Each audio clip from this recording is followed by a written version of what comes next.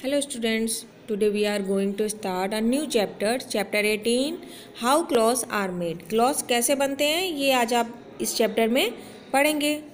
आप लोग clothes we buy our clothes, हम लोग क्लॉथ्स खरीदते हैं कि नहीं खरीदते हैं? फ्रॉम द शॉप से खरीदते हैं। हम लोग मार्केट जाते हैं, वहाँ पर परचेज करते हैं। आपको जो कपड़े पसंद आते हैं अपने लिए वो सब आप लोग परचेज करते हैं। तो अब हम लोग जानेंगे कि वो कैसे बनते हैं, क्लॉथ्स कैसे बनते हैं।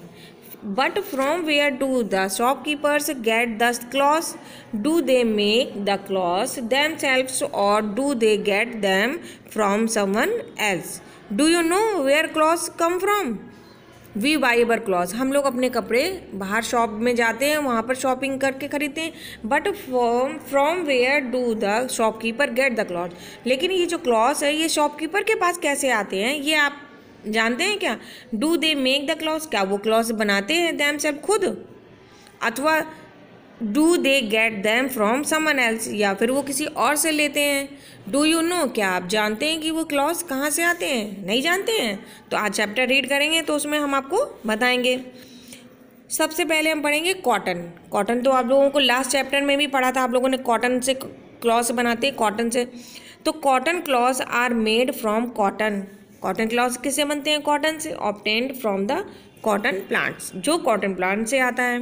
The cotton plants have pods which break off the cotton balls come out. The farmers take these cotton balls and send them to the spun into thread.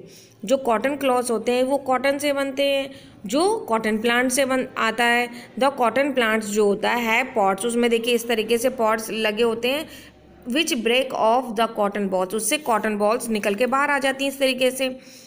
उसके बाद उन जब बाहर आ जाती है तो वो फार्मर के पास चली जाती हैं, जिनसे these cotton balls and send them to the spun into thread. वो वहाँ पर देखिए इस तरीके से उनका जब ये बॉल्स वापस आ जाती हैं तो ये प्रोसेस होता है, फिर इससे थ्रेड बनाया जाता है, थ्रेड बन जाता है, तब ये लूम, इस तरीके से वो लोग कपड़ा लूम बनाते हैं। उनको लूम बनाने के बाद उसी से ये क्लॉथ्स बनते हैं। ये इतनी लंबी प्रोसेस होती है, तब जाके कपड़े आपको तैयार होते हैं। सबसे पहले ये प्लांट्स आता है, प्लांट्स के बाद कॉटन बॉल्स आती हैं, ये थ्रेड बनता है, फिर थ्रेड से लूम बनाए जाते हैं, लूम के बाद वो क्लॉथ्स बनते हैं। तो ये प्रोसेस आपको ड्रॉ भी करना है, या आप पिक्चर पेस्ट कर सकते हैं, आप इसको ड्रॉ भी कर सकते हैं, जैसे भी आप अपनी ईवीएस की बुक में नोटबुक में आप इसको कर सकते हैं। डिड यू नो, क्या आप जानते हैं?